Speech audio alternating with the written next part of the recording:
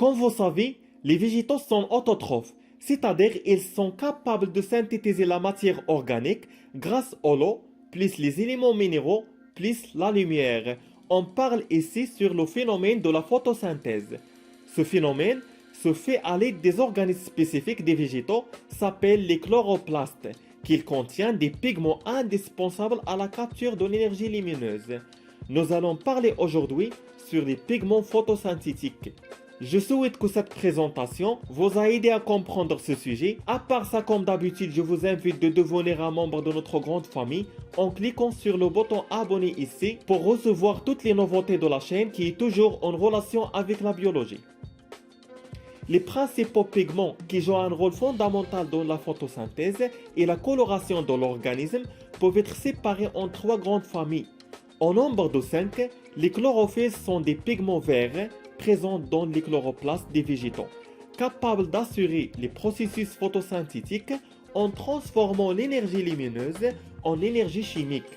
Les chlorophylles A et B, les plus abondants et communs, possèdent fortement deux bandes d'absorption des rayonnements visibles, dans les longueurs d'onde bleues 450 nanomètres et dans le rouge 660 nanomètres, alors qu'ils réfléchissent le vert 550 nanomètres chez tous les végétaux supérieurs. On peut trouver ces chlorophylles également dans diverses bactéries, telles que le prochlorone par exemple. Les chlorophylles C, présents dans les algues brunes, aussi appelées les phyophycies.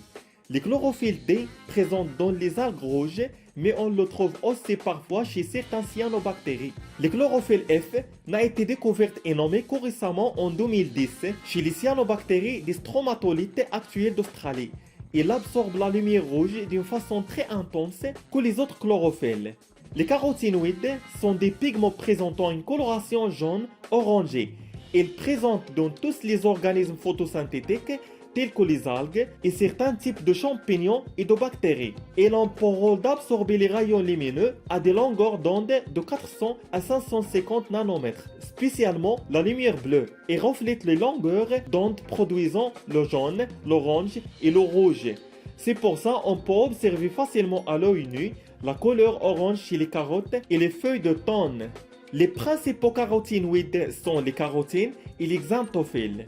Les phycobilines sont des pigments spécifiques aux algues bleues, phycocyanines, et aux algues rouges, phycoérythrines.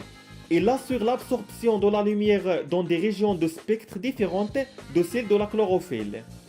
Les phycobilines sont considérées comme des sondes fluorescentes, les plus efficaces ainsi que dans les industries alimentaires et cosmétiques. Les carotinoïdes et les phycobilines sont appelés les pigments accessoires, car ils absorbent la lumière non captée par les chlorophylles, puis ils transfèrent cette énergie lumineuse vers les pigments de chlorophylle. À noter qu'il est possible de séparer ces différents pigments par des manipulations très simples, la chromatographie sur papier par exemple.